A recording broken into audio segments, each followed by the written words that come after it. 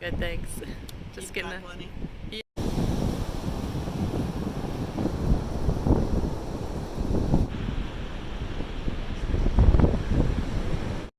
This is the Elk River. This looks alright to cross over here. Get a little deep in the middle. That was the Elk River. I hope. Hopefully there's not going to be like a real Elk River somewhere up here. But it was an easy one. I thought it was going to be a little deep, but I barely got up to my knees. I'm letting my feet dry out before I put my socks and gaiters and shoes back on. I'm not sure if this is another example of those microclimates or if the weather's just changing, but this is another example of where on the north side the weather was really fierce, and then on the south side, bright sun.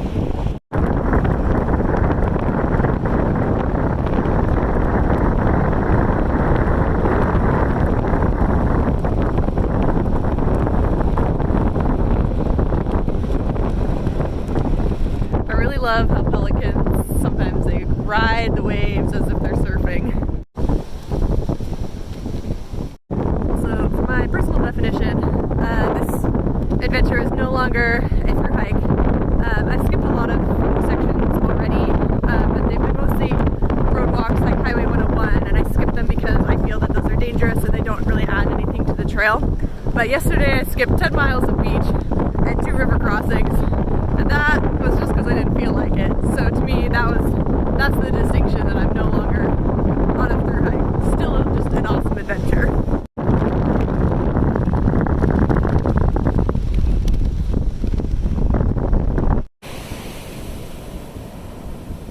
Today's been really fantastic walking. The tides are out, the sand is wet, the morning sun is shining.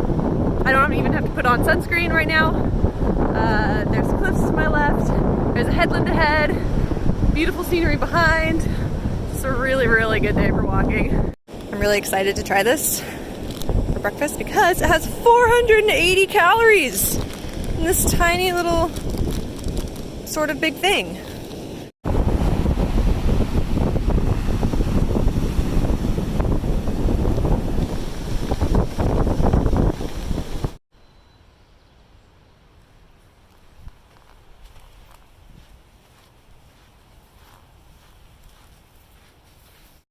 This is Port Orford, and I had breakfast at the Nest Cafe and it was really good. Now I'm at Port Orford Heads State Park.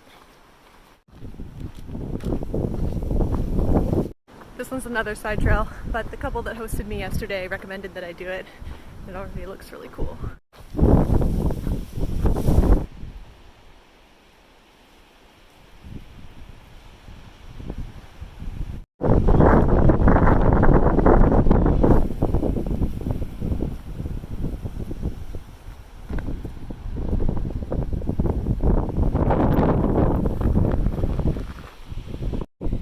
This sign has some interesting geology.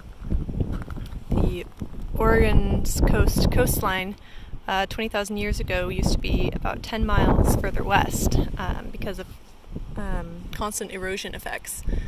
And there's a mountain called Humbug Mountain, that one. And eventually, as the Juan de Fuca tectonic plate pushes things downward, and the wind and rain and waves erode softer rock away, Humbug Mountain will turn into sea stacks, like the other ones that are off the coast. It'll get completely separated from the coastline. This is an old Coast Guard boat. The sign says that it's mid-engined, which makes sense. It also says that it was self-righting and self-bailing, which is very interested in how it does that.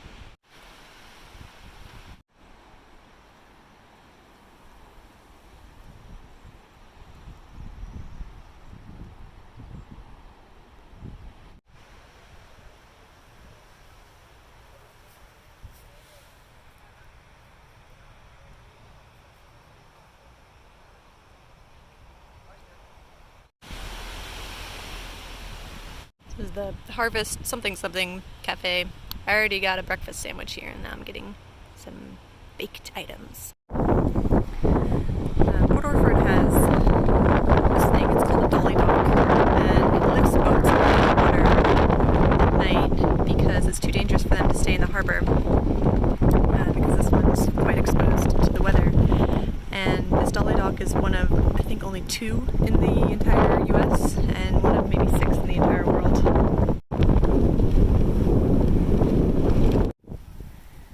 That is Battle Rock.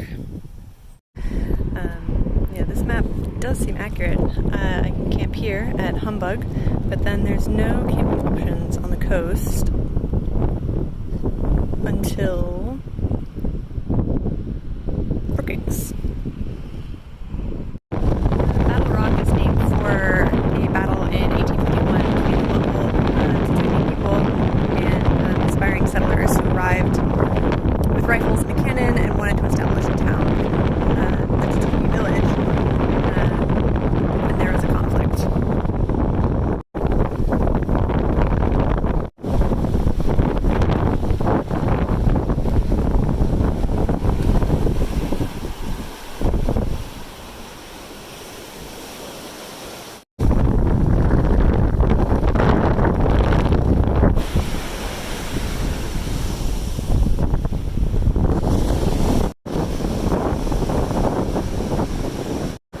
I am coming up to the aptly named Rocky Point, and I have a choice to make. Either go up to Highway 101 on a curve with a small shoulder, likely, or go around Rocky Point, which is a 3/4 of a mile pure rocky scramble that should be done at lower tides, and the tide's going out, so I think I'm gonna go for it. After almost losing my water bottles over the canoe the other day, I've tried to cinch them down a little bit better, so that if I tip over a little too far while I'm scrambling, they should stay put. I've been wearing my wind pants almost every single day because that's how much I hate putting sunscreen on my legs, but today I need the dexterity for rock jumping.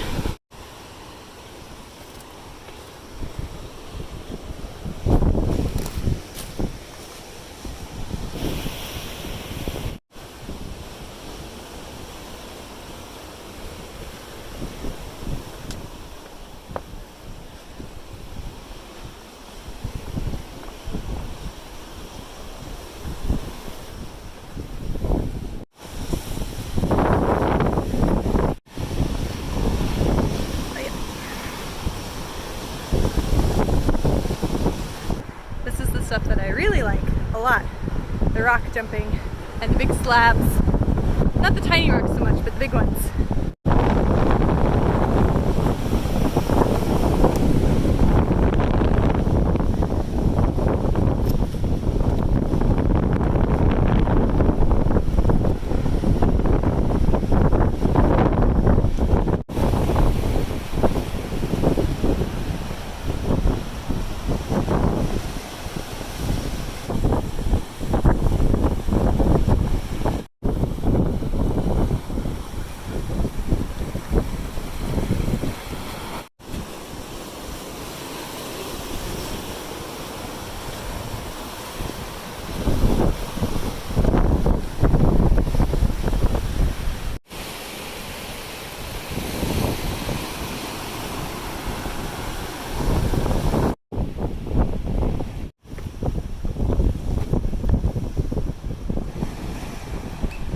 I startled a flock of, I think these are oyster catchers.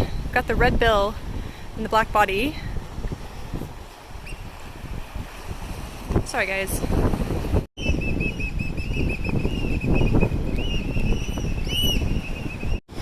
This guy can't decide. Am I a threat? Am I not a threat?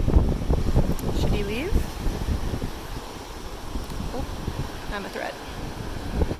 I've already rounded I guess the most difficult part of the point, where there was some sort of steep scrambling right next to the water, big rocks, and I passed that part. But I think the part I need to be more careful about is this longer stretch of little rocks. Make sure I don't turn my ankle, because because it's still a ways to go.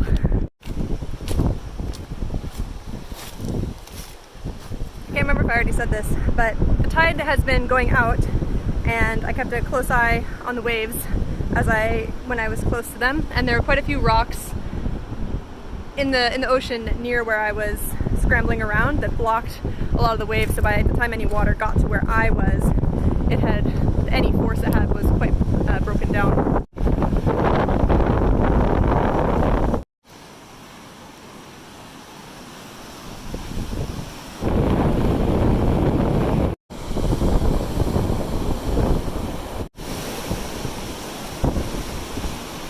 Went a little too far on the beach.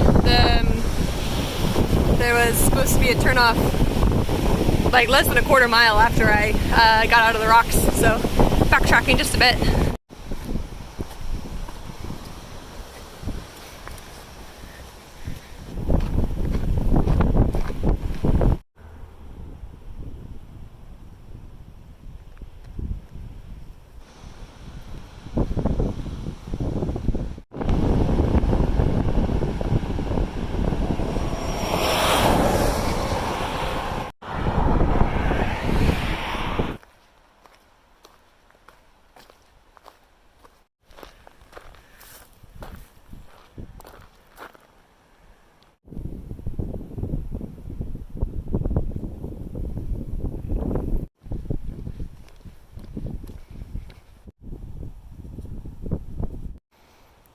A few ripe blackberries in here.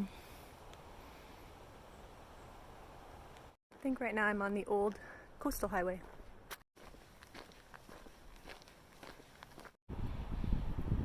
That's Humbug Mountain.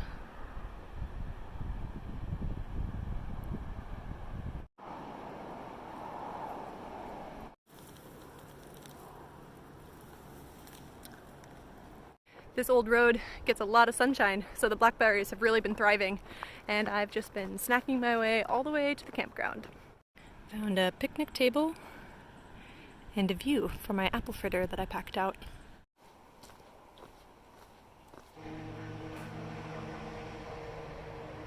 When I get to a state park campground like this, there's usually no one manning it, so you take one of these little guys and just put your money in it and sign it up, and then go find the hiker-biker camp, which looks like it's going to be over there. This is the hiker-biker camp at Humbug, and you can see this, blackberry bushes, and thus breakfast is all around me.